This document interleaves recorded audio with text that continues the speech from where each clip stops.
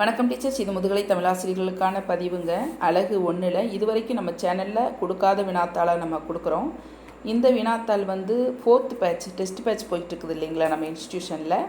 அந்த ஆசிரியர்களுக்கு கொடுத்த வினாத்தாள் தான் இது. உங்களுக்கும் கொடுக்க வேண்டும் அப்படிங்கிறதுனால தான் இந்த பதிவு. நம்ம சேனலை சப்ஸ்கிரைப் பண்ணிக்கோங்க டீச்சர்ஸ்.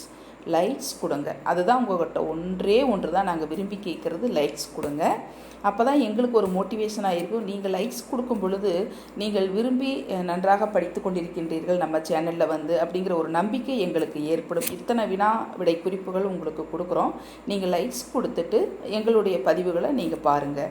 உங்களுடைய நண்பர்களுக்கு அனுப்புங்க, தோழிகளுக்கு அனுப்புங்க, ஷேர் பண்ணுங்கள். நம்மளுடைய வினாவிடை குறிப்புகள் அவர்களுக்கும் சென்று சேரட்டும். அவர்களுக்கும் ஒரு வெற்றி பயணத்திற்கான வழிகாட்டுதலாக இருக்கட்டும். சரிங்களா? இப்போ பாருங்கள், முதல் கேள்வி. தமிழ் மலையாள மொழிகளோடு அடுத்த நிலையில் கோடா தோடா ஆகிய மொழிகள் நெருங்கிய உறவு கொண்டுள்ளதாக பேராசிரியர் யமனோ கருதியுள்ள நிலையில் கொடகு மொழிதான் தென் திராவிட மொழிகளுள் தமிழ் மலையாள மொழிகளுக்கு அடுத்த நிலையில் உறவுடையது என்பதை நிலைநாட்டுபவர் யார் அப்படின்னா பேராசிரியர் ராமசாமிங்க. ஆன்சர் தெரியுதான்னு பாருங்கள். அடுத்து பாருங்கள், நம்ம சைக்காலஜி புது நியூ சிலபஸ் படி நம்ம வினாவிடை குறிப்புகளும் கொடுத்துருக்கோங்க. 125 மதிப்பெண்கள் அடங்கிய வினாத்தாள் இது. சரிங்களா?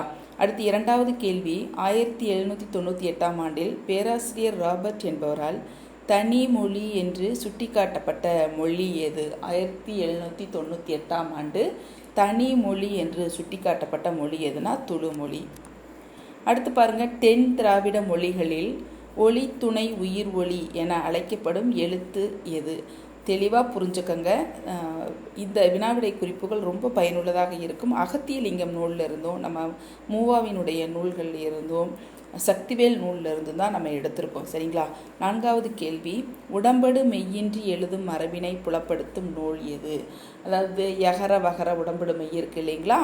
அந்த உடம்படு மெய் இன்றி எழுதும் மரபினை புலப்படுத்தும் நூல் எது அப்படின்னா தொல்காப்பியம். அடுத்து, இந்தியாவின் வடமேற்கு பலுசிஸ்தானத்தில் ஒரு சாரார் பேசும் மொழி எது? இந்தியாவின் வடமேற்கு பகுதியில் பலுசிஸ்தானத்தில் ஒரு சாரார் பேசும் மொழி எது அப்படின்னா பிராகியு தான். அடுத்து ஆறாவது கேள்வி. பெருமான்கள் பெருமக்கன்மார் என்ற பெயரோடு 10ஆம் நூற்றாண்டு வரை ஆண்டு வந்த தமிழ் அரச மரபு எது? ரொம்ப முக்கியமான கொஷின் பாருங்கள். பாண்டிய மரபு தான். சரிங்களா? பெருமான்கள் பெருமக்கள்மார்கள் அப்படிங்கிற பெயரோடு ஆண்டு வந்த அரச மரபு பாண்டிய மரபு. சரிங்களா? ஏழாவது கேள்வி. 1911ஆம் ஆண்டு மக்கள் தொகை கணக்கெடுப்பின்படி திராவிட மொழிகளோடு வைத்து ஒப்பிடப்பட்டு பேசப்பட்ட மொழி எது? ஏழாவது கேள்வி பிராகியு மொழி தான்.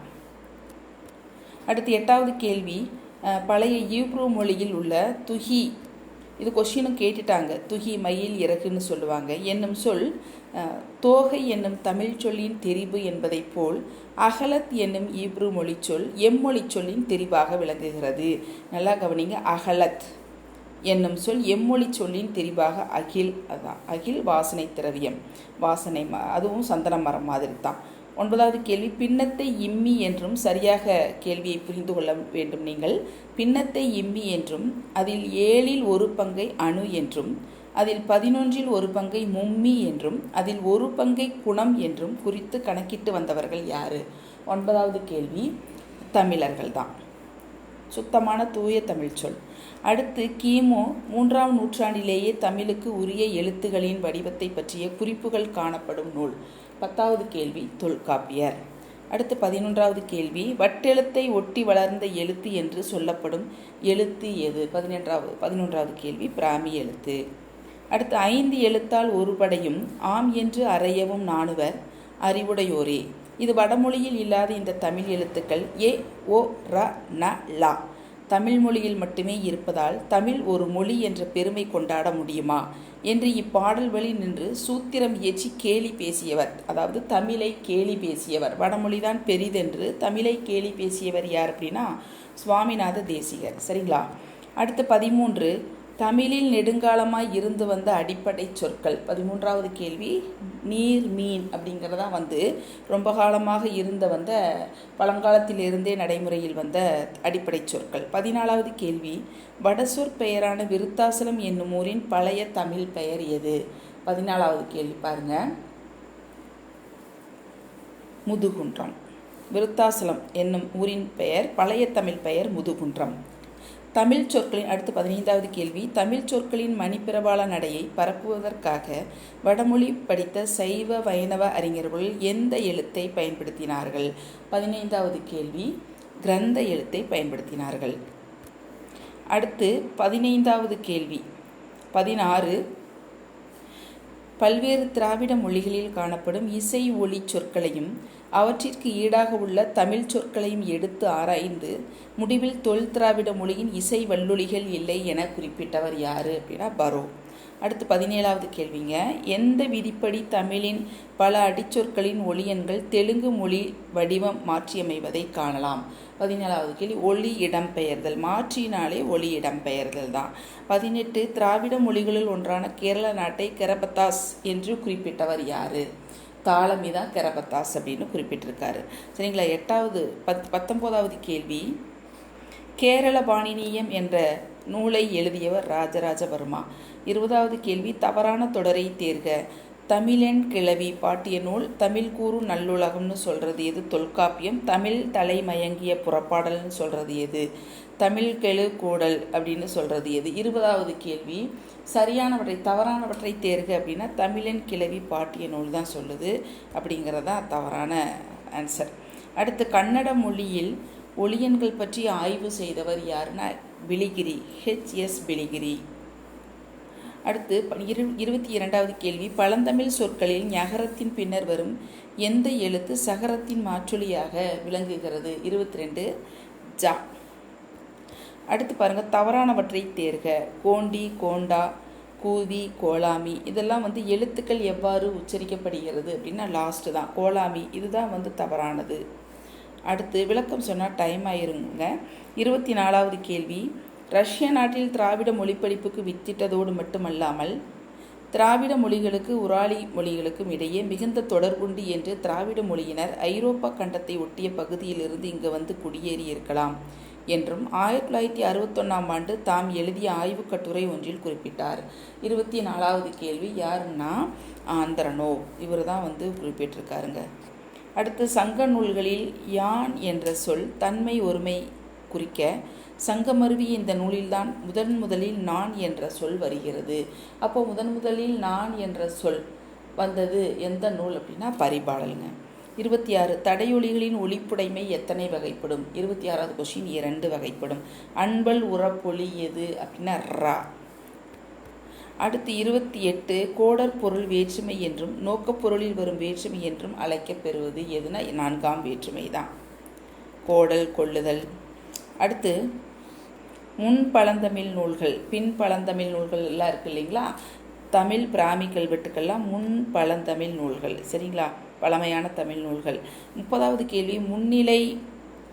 முன்னிலைத்தன்மை ஆயிரிடத்தோடும் மன்னாதாகும் டேஸ் கிளவி. அதுக்கடுத்து என்ன வரும் அப்படின்னு பாருங்க. அதுக்கடுத்து வியங்கோல் வினைமுற்று தான் வரும். வியங்கோல் வினைமுற்று. அடுத்து 31. பெயர்நிலை கல்வி காலம் தோன்றா. பெயர்நிலை கிளவி காலம் தோன்றா டேஸ் ஒட்டும் ஒற்றலங்கடையே என்ன வரும் ஆன்சர் அப்படின்னா 31வது கேள்வி தொழிற்பெயர் தான் வரும். காலம் காட்டாத தொழிற்பெயர். இங்கே பார்த்தீங்களா, காலம் தோன்றா. இதே பார்த்து புரிஞ்சுக்கோங்க. காலம் தோன்றான்னா காலம் காட்டாத அப்படின்னு சொல்லுவாங்க. வியங்கோல் வினைமுற்று பாருங்கள். கா இய இய வேண்டுதல் வைதல் வாழ்த்துதல் பொருளில் வர்றது, முன்னிலைத்தன்மையில் வர்றது. பார்த்தீங்களா, இந்த வியங்கோல் வினைமுற்று. அடுத்து ஆந்திர பிரதேசத்தை சார்ந்த விசாகப்பட்டினம், ஸ்ரீகாகுளம் ஆகிய மாவட்டங்களில் வாழும் மக்கள் பேசும் மொழி. 32வது கேள்வி. என்ன மொழி பேசுகிறாங்கன்னா கொண்டா பூபி மொழி பேசுவாங்க. அடுத்து 33. மகாராஷ்டிராவை சேர்ந்த பந்தா பெரா பகுதியில் வாழும் பழங்குடிகள் பேசும் மொழி எது அப்படின்னா நாயக்கி மொழி. அடுத்து 34வது கேள்வி. தொல் திராவிடத்தில் 4 சொல் 4 என்றும் பெரும்பானாற்றுப்படையில் உள்ளது. இதே சொல் 8 தொகையில் எந்த நூலில் காணப்படுகிறது அப்படின்னா கண்டனன் கற்பினுக்கணியே அப்படிங்கிற நூல் தான் காணப்படுகிறது. முன்னாடியே வினைமுற்று சொல் வருவது, பெயர் சொல் வராமல். 36. அருணகிரியார் குமரகுருபரர் பாடல்களில் பயின்று வரும் சலாம் சபாஸ் போன்ற சொற்கள் எம்மொழி சொற்கள்? 36வது கேள்வி உருது மொழி சொற்கள். அடுத்து ஆரியம் கண்டாய் தமிழன் கண்டாய் என்றவர் யார்? 37. ஆரியன் கண்டாய் தமிழன் கண்டாய் என்றவர் அப்பர். தமிழ்நாட்டில் உள்ள அருப்புக்கோட்டை, சின்னாளப்பட்டி போன்ற பகுதிகளில் வாழும் மக்கள் பேசும் மொழி. 38வது தேவாங்கர் கன்னடம் தாங்க. அடுத்து தவறானவற்றை தேர்க. பாருங்க, இது எல்லாமே வாசிச்சு விடுங்க. தெலுங்கு குவி கிளையில் தெலுங்கு, கோண்டி, கோண்டா, குயி, குவி, பெங்கோ, மண்டோ இந்த 7 மொழிகள் இருக்குது. கொலாமி நாயக்கி கிளையில் கொலாயி, நாயக்கி, பர்ஜி, கடபா, ஒல்லாரி, கடபா, சில்லூர் ஆகிய மொழிகள் இருக்குது. அடுத்து பார்த்திங்கன்னா கொலாமி நாயக்கி, பர்ஜி, கடபா ஆகிய தென் திராவிட மொழிகளில் சில தனித்தன்மைகளை கொண்டு திகழ்வதால் அவற்றை என்னன்னு சொன்னோம்னா தனிக்கிளையாக பரோ பட்டாச்சாரியா ஆகியோர் விளக்கி காட்ட பேராசிரியர் யமனோவும் அதனை ஏற்றுக்கொண்டுள்ளார். அடுத்து பார்த்திங்கன்னா ஆனைமலை மலைப்பகுதியில் வாழும் மக்களான இருளர்கள் தோடா மொழியை பேசுகின்றனர். இவர்களை பற்றி விரிவாக ஆராய்ந்தவர் யமனோ. அப்போ லாஸ்ட் தான் தப்பு, சரிங்களா? அடுத்து பாருங்கள், கிரந்த எழுத்துக்களை பயன்படுத்தியவர்கள். முதல்ல கிரந்த எழுத்துக்களை பயன்படுத்தியவர்கள் எல்லாருமே தாங்க. பல்லவர், சேலர், சமணர், பல்லவர், சோழர், சமணர் இந்த 3 பேருமே இந்த எழுத்துக்களை பயன்படுத்தியிருக்காங்க. 40வது கொஸ்டின். 41 ஓர் ஒளியன் வருகின்ற இடத்தில் பிரிதோர் ஒளியன் வந்து பொருளை மாறுபடுத்தவில்லையாயின் அது என்ன அப்படின்னு கேட்டிருக்காங்க. துணைநிலை கொள்கைன்னு சொல்லுவாங்க. ஒரு ஒளியன் வர்ற இடத்துல பிற ஒளியன் வந்து பொருளை மாறுபடுத்தவில்லை என்றால் அதற்கு பேர் என்ன அப்படின்னா துணைநிலை கொள்கைன்னு அர்த்தம். அடுத்து கம்பராமாயணத்தில் அமர்ந்துள்ள அறுவர் என்ற சொல் எந்த மொழியை சார்ந்தது? 42வது கேள்வி தெலுங்கு மொழியை சார்ந்தது. அரவம், அறுவர். 43 தமிழ் மொழிக்கு உயிர்மொழி தரணியில் உளது எனில் வெகுளியேற்றி இருப்போன் வெறும்புலவானோ என்று தமிழ் மொழியின் தொன்மையையும் உயர்வையும் தம் பாடல் வழி விளக்குபவர் யார் அப்படின்னா தெண்டபாணி சுவாமிகள்ங்க. வண்ணச்சரவம் தெண்டபாணி சுவாமிகள் புலமை இலக்கணம் எழுதினவர். 44வது கேள்வி குட்டநாட்டை ஆண்டவர் குட்டுவராயினர், குடநாட்டுக்குரியவர் குடவராயினர். பொறை என்பது மலையை குறிக்கும் சொல்லாகும். பூலி நாட்டை ஆண்டதால் பூலியர் எனவும் அழைக்கப்பட்டனர் என குறிப்பிடுபவர் யார் அப்படின்னா 44வது கேள்வி பாருங்கள், சுப்பிரமணியம். அடுத்து போதி அரசமரம் பாடசாலை பள்ளிக்கூடம் விகாரை. பள்ளிக்கூடம்னா விகாரை, போதினா அரசமரம், பாடசாலைனா பள்ளிக்கூடம் விகாரை. ஒரு வேணுனா மூங்கில், சீவரம்னா துவராடை, சைத்தியம்னா கோயில், பிக்குனினா பெண் துறவி. இவற்றில் போதி, விசாரை, பிக்குனி போன்ற சொற்கள் எம்மொழி சொற்கள். 45வது கேள்வி பாலி மொழி சொற்கள் இது. அடுத்து அசோகர் காலத்தில் தமிழகத்திற்கு வந்த எழுத்து எது அப்படின்னா அசோகர் காலத்தில் தமிழகத்திற்கு வந்த எழுத்து பிராமி எழுத்துங்க. கிபி 16ஆம் நூற்றாண்டில் யாருடைய ஆட்சி காலத்தில் இன்றும் வழக்கில் உள்ள வட்டெழுத்தை புதிய கிரந்தத்தில் எழுத்தில் மாற்றி அமைத்து மேற்கொண்டு பிராமி எழுத்தை தாமிலி என்று வழங்கியவர்கள் யார்? தாமிலி என்று வழங்கியவர்கள் சோழர்கள் தான். அடுத்து 48வது கேள்வி தமிழ் மொழி கிரேக்க மொழியுடன் மட்டுமே ஒப்பிடக்கூடிய சிறப்புடையது என்று கூறி அறிஞர் யார்? George L heart. அடுத்து தமிழ் மொழியை திராவிடர்களின் சமய பெருமொழி என போற்றி கூறியவர் தனிநாயகம் அடிகள். பாருங்கள், தமிழ் மொழியை சிஆர் ரெட்டி சொல்லியிருக்கார். தமிழ் மொழியை திராவிடர்களின் சமய பெருமொழி என போற்றி கூறியவர் சிஆர் ரெட்டி. 50வது கேள்வி திராவிட மொழிகளின் 4ஆம் வேற்றுமை உருபுகளாக கு, கி, கே என்ற உருபுகள் ஒத்து வழங்கும் மொழியை குறிப்பிடுக. 50வது கேள்வி துருக்கி மொழி தாங்க இந்த மாதிரி கு, கி, கே அப்படின்னு வர்றது. அடுத்து மாடை காசு என்னும் 2 வகை நாணயங்கள் வழக்கில் இருந்த காலம் சோழர் காலம்தான். சோழர் காலம் இதெல்லாம் கொஸ்டினாக வந்தால் கண்ணை மூடிக்கிட்டு எழுதலாம் நீங்கள். 52 ஆற ஒருமைக்கும் அதுவும் ஆதுவும் பன்மைக்கு அவ்வும். 52வது கேள்வி என்ன வரும் அப்படின்னா அவியனாரில் பாருங்கள். 52வது கேள்வி ஆறன் ஒருமைக்கும் அதுவும் ஆதுவும் பன்மைக்கு அவ்வையும் வருவது உருபு. 6ஆம் வேற்றுமை உருபு. அது ஐயாள் கூ இன் அது கண்விழி வருது இல்லைங்களா அது. அடுத்து 53 வாலிய வாலி போன்ற வழக்குகள் யாருடைய காலத்தில் வழங்கி வந்தன? 53வது கேள்வி சோழர் காலத்தில். இரி, போர்ப்பித்து, அறிவித்து போன்ற இயக்குவினை விகுதி சங்கம் மருவிய காலத்தில் அதிகம் காணப்பட்டாலும் யாருடைய காலத்தில் அதிகம் பயின்று வந்துள்ளது? 54வது கேள்வி அதுவும் சோழர்கள் காலத்தில் தான். 55 கசவதப அங்வே யாதியும் இடையும் துற வளலடை நன ரல வள அடை கடையே எங்கனமய வவ்வே மூன்றின் என இவ்வாறு நகரம் மொழிக்கு முதலில் வருவதை சுட்டிக்காட்டுபவர். இவ்வாறு ஞகரம் மொழிக்கு முதலில் வருவதை சுட்டிக்காட்டுபவர் அபிநயனார். எருகலா மொழி பேசும் இனமக்கள் வாழும் பகுதிகள் எது? 56வது கேள்வி. ஆந்திரா மற்றும் தெலுங்கானா. கோண்டி மொழியின் வட்டார வழக்காக கருதப்படும் மொழி எது? கோயா. கோண்டி மொழியின் வட்டார வழக்கு கோயா. மால்டோ மொழி பற்றிய முதல் நூலான மால்டோ மொழி அறிமுகம் என்னும் நூலை எழுதியவர். மால்டோ மொழி என்னும் நூலை எழுதியவர். 58வது கொஸ்டின் பாருங்கள். எர்னஸ்ட் ட்ரையோஸ் அவர் தான். அடுத்து வங்காள மக்களின் வரலாறு என்னும் நூலில் குரூக் மொழி பேசும் மக்கள் பற்றிய தகவல்களை எழுதியவர். 59வது கேள்வி. Colonel Dalton. அடுத்து 60வது கேள்வி. 1924 குரூக் மொழி அகராதியை வெளியிட்டவர் யார்? 60வது கேள்வி. ஏ கிரிநாத். மறந்துடாதீங்க, குரூப் 4ல அகராதியை பற்றி கேட்டிருக்காங்க. 61 சங்க தொகுப்பில் இடம்பெற்றிருக்கும் 26,350 வரிகள் உலகின் ஒப்புயர்வற்ற மொழி தமிழ் என்பதை நிலைநிறுத்துகின்றன என்று தனது முருகனின் சிறப்பு ஸ்மைல் ஆப் முருகா என்ற நூலில் வெளியிட்ட அறிஞர் யார்? கமில் சிவலபிள். அடுத்து குறும்பா படகா மொழி சொற்கள் எந்த மொழியில் அதிகமாக கலந்துள்ளன? எந்த மொழியில்னா இருளா மொழியில் தான் அதிகமாக கலந்துள்ளன. ஒரு பெண் பல ஆடவர்களை மணக்கும் பழக்கம் கொடகு மொழி பேசும் மக்களிடம் இருக்கிறது என்று குறிப்பிட்டவர் யார்? பர்னல். பார்த்தீங்களா, ஏசி பர்னல் தான் அப்படி சொல்லியிருக்காரு. கன்னட மொழியின் கொச்சை மொழி போல கோடா மொழி காட்சி தருகிறது என்று சொன்னவர் யார்? கால்டுவெல். அதாவது கன்னட மொழியின் கொச்சை மொழி, பேச்சு மொழி, வழக்கு மொழி கோடா மொழி போல காட்சி தருகிறது என்று குறிப்பிட்டவர் கால்டுவெல். 65 துளு ஆங்கில அகராதியை 1886 வெளியிட்டவர் யாருன்னா மார்னர். அடுத்து 66வது கேள்வி. இந்தியாவில் தொல்பொருள் ஆய்வு முதலான ஏடுகளில் தமிழ் பற்றி ஆய்வு கட்டுரைகளை எழுதி வெளியிட்டவர். 66வது கேள்வி. G U Pope.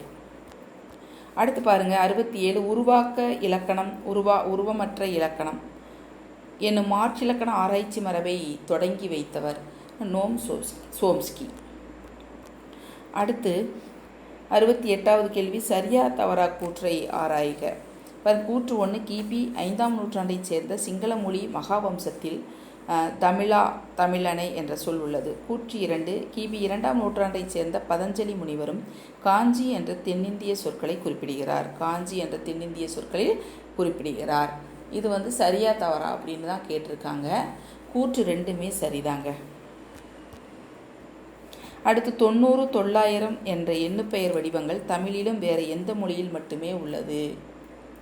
மலையாளத்தில் இருக்குது.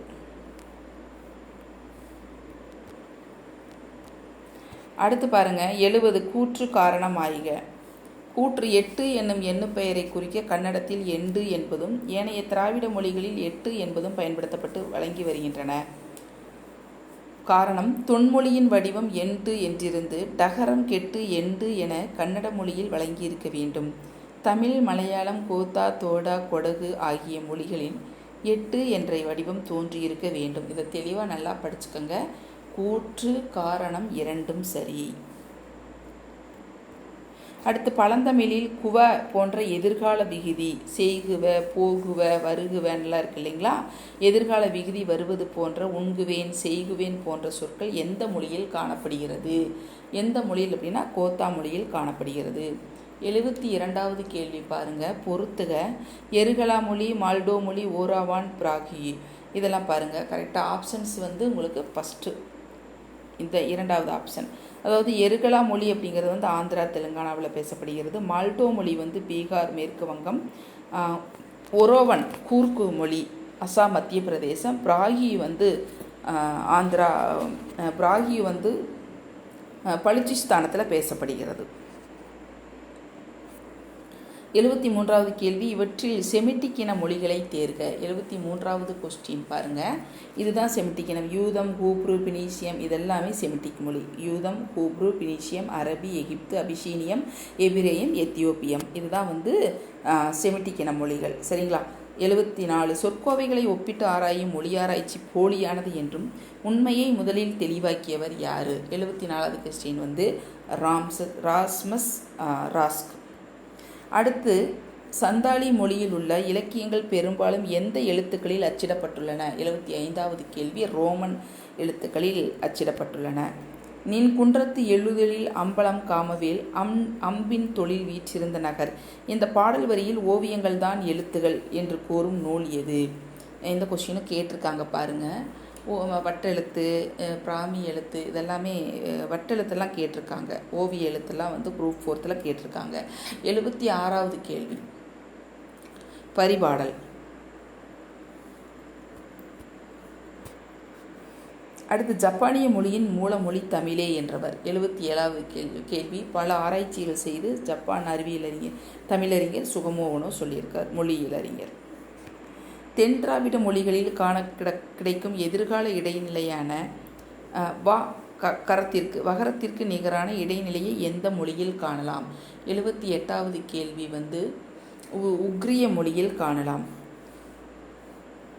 பொருந்தாததை தேர்க. தோடா ஸ்மிட்டு, பிராகி லீச், படகா பக்லர், ஜான் பெர்சிவல் பிரை, கோண்டி. பாருங்கள் 79வது கேள்வி ஜான் பெர்சிவல் பிரை கோண்டி எழுத்தை கண்டுபிடிக்கல அப்படிங்கிறதான்.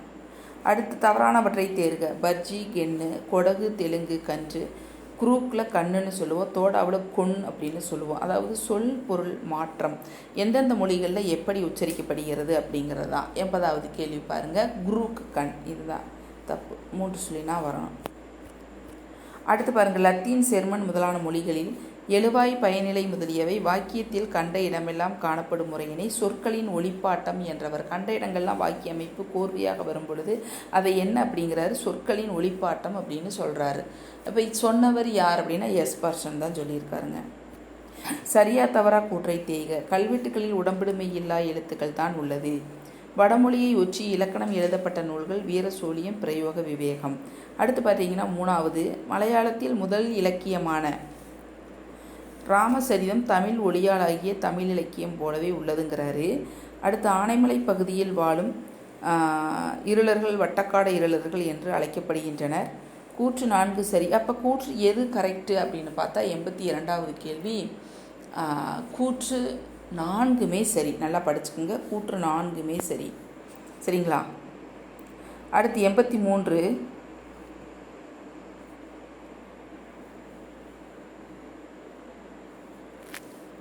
தமிழில் கிளைமொழி வடிவம் பொது வடிவம் பொருந்தாததை சொல்லுங்கள். பாருங்கள் தமிழில் கிளைவெளி வடிவம் பொது வடிவம் பொருந்தாததை தேர்க. 83வது கேள்வி குட்டை தோட்டம். அடுத்து பார்த்தீங்கன்னா பழங்கால தமிழில் ஒளியன்களாக இல்லாத இவ்வெழுத்துக்கள் தமிழில் ஒளியன்களாக உள்ள எழுத்துக்கள் எவை? 84 சகரம் ஷகரம். இதுதான் சரியானவற்றை பொறுத்துக. இதை அப்படியே படிச்சுங்க. அமெரிக்க இந்தியர், அமெரிக்கர், சோவியத், ஆர்டிக் கடற்கரையோரம், ஜெர்மானிய மொழி பேசக்கூடிய இடம்ங்க. 85வது கேள்வி மொழி பேசக்கூடிய இடம். இந்த ஆப்ஷன் தான் சரிங்களா. 1க்கு அபஷே, அமெரிக்க இந்தியர் பேசுகிறது அபச்சை மொழி. 2வதுக்கு அதாவது அமெரிக்கர் பேசுகிறது வந்து மைது மொழி. 3வது சோவியத் ஆர்டிக் கடலோரம் பேசக்கூடியவர்கள் மொழி வந்து யுரக்கு. 4 ஜெர்மானிய மொழி பேசுகிறவர்கள் ஐஸ்லாண்டிக். சரிங்களா?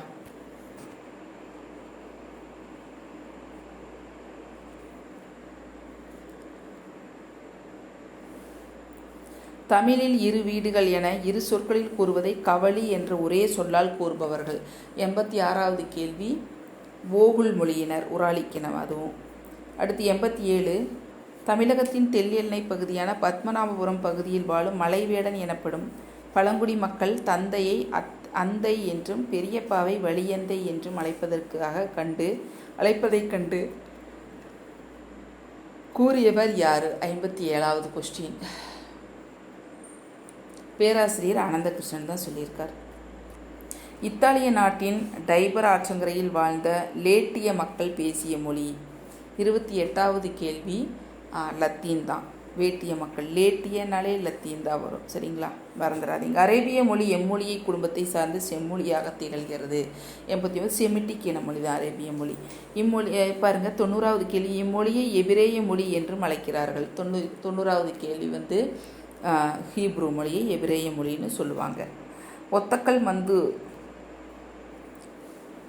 என்று தோடர்களால் அழைக்கப்படும் இப்போதைய ஊர் எது? 91 ஊட்டிங்க. ஒத்தக்கல் மந்துன்னு ஊட்டி என்ற வரைக்கும் சொல்லிக்கிட்டு இருக்காங்க. பண்பாடு என்ற சொல்லை முதலில் ஆண்ட பெருமை டி.கே. சிதம்பரனார். கொஸ்டினே வந்துருச்சுங்க, டி.கே. சிதம்பரனாரை பற்றி கொஸ்டினே வந்துருச்சு, குரூப் 4. அடுத்து பாருங்க, உடலை பற்றிய நன்னிலை, மனதை பற்றிய தூய்மை, நிலை பேச்சின் இனிமை, இவையெல்லாம் பண்பாட்டில் அடங்கும் என்று சொன்னவர் தோப்போ மீனாட்சி சுந்தரனார். அடுத்து, சுள்ளியம் பேரியாற்று வெண்ணுரை கலங்க யவனர் தந்த வினைமான் நன்கலம் பொன்னோடு வந்த கரியோடு பெயரும். கரின மிளகு. திரைக்கடலோடியும் திரவியம் தேடி என்பதற்கேற்ப தமிழர்கள் கடல் சார்ந்த வாணிக பண்பாட்டை உலகம் முழுவதும் பரவச் செய்தார்கள் என்று சான்று காட்டும் நூல் எது? 94 அகநானூறு தான் இந்த சான்றை காட்டுது. அடுத்து, தமிழ்நாட்டு வழிபடுதல் பண்பாட்டின் பரவல் மூலமாக சித்திரை முதல் நாள் சக்கார்த்தா சிவன் கோயிலில் மலாயில் எழுதிய அரோராம அரே கிருஷ்ணா மற்றும் தேவார திருவாசகத்தை பாடி கும்பிடும் நாள். 95வது கேள்வி இந்தோனேஷியா தான்.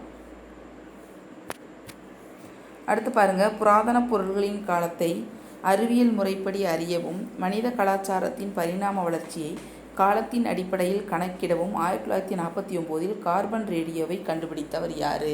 96வது கேள்வி இந்தோனேஷியா. கார்பன் ரேடியோவை கண்டுபிடித்தவர் பாருங்கள் வில்லார்ட் லிபி, சரிங்களா. ஸ்ரீவழுதி வடநாட்டு மிளலூர் அப்பனஞ்சுரபி நாட்டு நெல்வேலூர் பொற்கொடி வீரர் போல் பேரால் இட்ட செக்கு என்ற கற்பொறியுடன் கூடிய செக்கு கண்டுபிடிக்கப்பட்ட இடம் எது அப்படின்னா கருங்காலங்குடி. இந்த கொஸ்டினும் கேட்டுட்டாங்க. அடுத்து, தாயருகே நின்று, இப்போ குரூப் 4 கேட்டிருக்காங்க. தாயருகே இந்த கொஸ்டின் வந்து நம்ம கொடுத்து 10-15 நாள் ஆயிடுச்சுங்க. தாயருகே நின்று தவத்தி நீராடுதல், நீயரிதி வைகை நதி, தை நீராடல் என்பது தமிழக மக்களின் தொன்று தொட்டு வரும் பண்பாடு என்று கூறும் நூல் எது அப்படின்னா பரிபாடல் தாங்க. 99வது கேள்வி, சங்க இலக்கியத்தில் காணப்படும் கும்மாயம் எனப்படும் உணவை குறிக்கும் இச்சொல் தற்போது கும்மானம் என்றும் மாநிறம் பெற்ற இந்த சிற்றுணவு எந்த நோன்பிற்கு படையலாக படைக்கப்பட்டிருக்கிறது அப்படின்னா 99வது கேள்வி. உங்களுக்கு தெரியுதுங்களா? 99வது கேள்விக்கு ஆடி 18ங்க. ஆடி 18 பெருக்கு நோன்பு தான். அடுத்து 100, என்கண் அவன்கண் எழுந்தவன் கான், இன்பக் கேள்வி இசையவன் கான், தமிழனுக்கு எண்ணும் எழுத்தும் கிபி 7ஆம் நூற்றாண்டிலேயே கற்பிக்கப்பட்டன என்று தம் பாடலில் சான்று காட்டி கூறியவர் யாருன்னு பாருங்க, அப்பர் தான். அடுத்து பாருங்க, 101வது கேள்வி, மூவகை காலமும் நெறியினாற்று அறிவர்.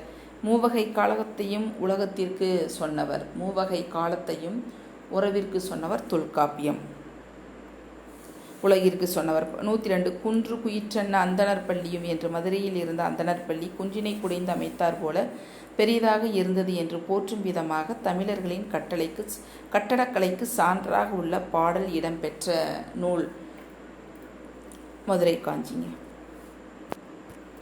தென்புலத்தார் கடன் இறந்துபட்டவர்களுக்கு அவர்களுடைய மைந்தன் செய்யும் ஈமச்சடங்கு நிகழ்வு ஒரு பெரிய கடமை என்று பண்பாட்டை உலகிற்கே எடுத்து காட்டிய நூல் வந்து திருக்குறளுங்க. 104, அடையடு பரியா அருவியாம்பல் என்று எண்ணிலடங்காத பேரனினை குறிக்கும் தாமரை, ஆம்பல், வெள்ளம் என்னும் சொற்களை அன்றே தம் பாடலில் வெளி உலகிற்கு உணர்த்திய புலவர் யார்? அன்றே தம் பாடலை வெளி உலகிற்கு உணர்த்தியவர் 104வது கேள்வி கபிலர்.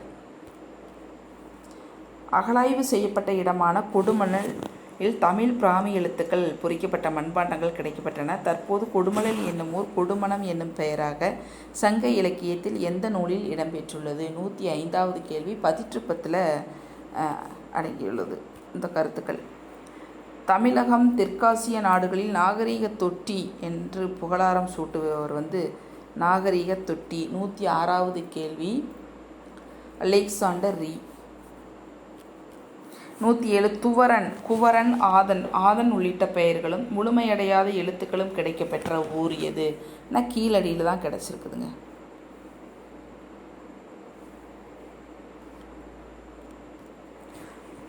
அடுத்து சமக்ரசிசா, அதாவது எஜுகேஷன் மெத்தடாலஜி நியூ சிலபஸ் படி போட்டிருக்கோம்.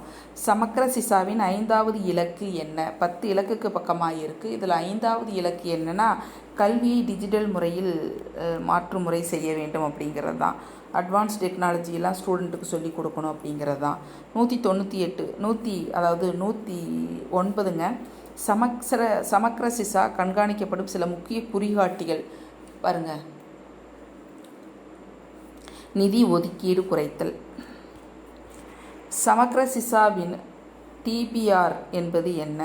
சமக்ரசிசாவின் டிபிஆர் என்பது பாருங்க. 110வது கேள்வி ஆசிரியர் மாணவர் விகிதம். அதே சிலபஸில் இருக்குது, நியூ சிலபஸ் படி தான் போட்டிருக்கோம். உயர் தொடக்க பள்ளிகளுக்கான சேர்க்கை விகிதம் 82.7%இலிருந்து 84% அதிகரிப்பதற்கு காரணமான திட்டம். 111வது கேள்வி சமக்ரசிசா தான். சமக்ரசிசா திட்டத்தின் கீழ் சிறந்த அழகு 1லிருந்து கேட்டிருக்கோம் இன்டீரியரா. சமக்ரசிசா திட்டத்தின் கீழ் சிறந்த செயல்திறன் கொண்ட மாநிலங்கள் என்ற வரிசையில் முதலிடமாக அடையாளம் காட்டப்பட்ட மாநிலம் எது? 112வது கேள்வி கேரளா முதலிடமாக அடையாளம் காட்ட மாநிலம். சமக்ரசிசா திட்டத்தின் கீழ் சிறந்த செயல்திறன் கொண்ட மாநிலங்களின் என்ற வரிசையில் 2வதாக அடையாளம் காணப்பட்ட மாநிலம் நம்மளுடைய தமிழ்நாடு. அடுத்து சமக்ரசிசா திட்டத்தின் கீழ் செயல்திறன் மாநிலங்களின் என்ற வரிசையில் 2வது குறைபாடு அடையாளம் காட்டப்பட்ட மாநிலம் சிக்கிம்.